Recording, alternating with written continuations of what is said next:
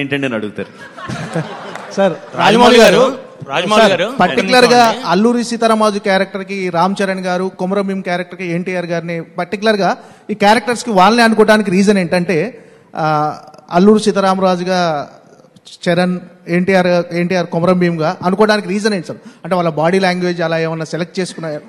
అంటే మళ్ళీ అదే చెప్తున్నా అండి, అల్లూరి సీతారామరాజుగా కొమరం భీమ్గా మీరు చూసిన క్యారెక్టర్స్ కాదండి, నేను రాసుకున్న క్యారెక్టర్స్లో వాళ్ళ ఉన్న క్యారెక్టర్ ఫ్లోలో వాళ్ళ బాడీ లాంగ్వేజ్ కానీ వాళ్ళ పర్ఫామ్ చేసే విధానం కానీ నేను రాసుకున్న క్యారెక్టర్లో దానికి వాళ్ళిద్దరు సూట్ అవుతారు కాబట్టి అలా సెలెక్ట్ చేసుకున్నాను. బాహుబలి ఇప్పుడు 2020 వరకు జూలై వరకు వీళ్ళని ఇద్దరిని బ్లాక్ చేయడం అనేది ఎంతవరకు కరెక్ట్ అండి? ఎంత తప్పండి అది ఏమన్నా? అంటే ఇద్దరు హీరోలకి ఒక 100 crores బిజినెస్ ఉంది, మార్కెట్ ఉంది. మీరు 300 crores బిజినెస్ చేయొచ్చు, 500 crores బిజినెస్ చేయొచ్చు.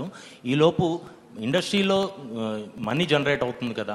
మనీ పర్స్పెక్టివ్ అండి, మన పర్స్పెక్టివ్. యాజ్ ఎ వ్యూయర్ గా ఇద్దరిని ఒక 2 సినిమాలు చూడాలి ఇయర్ కి అనే ఒక యాంగిల్ ఉంటుంది కదా, దాని గురించి అడుగుతున్నాను. 2 సినిమాలు ఓకే, ఆడియన్స్ పరంగా కానీ, డిస్ట్రిబ్యూటర్స్ పరంగా కానీ, ఫ్యాన్స్ పరంగా కానీ, మిగతా ఏ డైరెక్టర్స్తో ఆయన ఫస్ట్ ఆఫ్ ఆల్ ఈ మధ్య ఏ సినిమా సంవత్సరం లోపల అవ్వట్లేదు. ఆయన మమ్మల్ని ఆల్మోస్ట్ 1 yearలోనే వదిలేస్తున్నారు.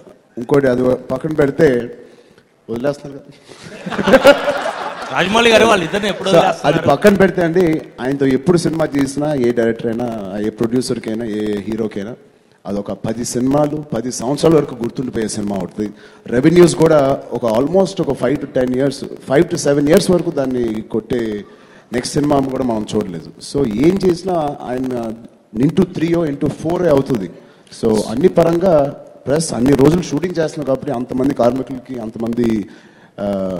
అంతమంది ఎవరైతే పని చేస్తున్నారో అంతమందికి అంత బతుకు తీరు అన్నీ జరుగుతున్నాయి కదండి. సో మాకైతే అసలు కంగారు లేదు. ఇంకా వెరీ హ్యాపీ. ఇంకా ఎన్ని రోజులు తీసినా మాకు వెరీ వెరీ హ్యాపీ. మాకు కూడా కొంచెం ఎడ్యుకేషన్ హాలిడే కదండి ఇది. తొందరపడకుండా ఊరికే కంగారుగా చేసేయకుండా ఇక్కడ కూర్చుంటే కనీసం నేర్చుకుంటున్నాంగా కొత్తవి ఏం చేయాలో. బహుశా ఇదే మా నెక్స్ట్ ఎడ్యుకేషన్ హాలిడే అంటాం దీన్ని మేము.